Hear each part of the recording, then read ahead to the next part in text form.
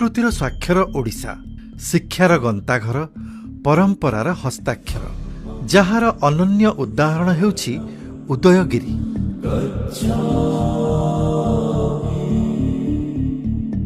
आम सभ्यता संस्कृति परंपरार उदय क्षेत्र उदयगिरी।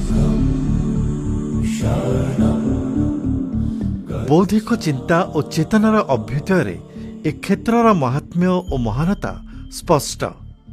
पर्यटन क्षेत्र में समस्तक दृष्टि आकर्षण करे।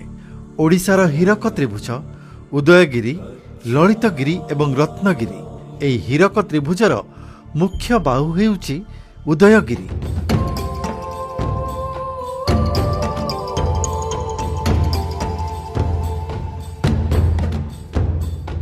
सूर्योदय परी एइठी ही होइथिला बौद्ध संस्कृतिर अनन्य उदय। केवल बौद्धिक चिंता चेतनारे सीमित न रही चलीथिला शिक्षार शाखा वितरण। आध्यात्मिकता सह शिक्षार आधार ही थिला उदयगिरीर विशेष विशेषत्व। छात्र छात्रींक जीवन को पुष्पमय करने उद्देश्य रे एई माटीरे ही गढ़ी उठिथिला पुष्पगिरी विश्वविद्यालय।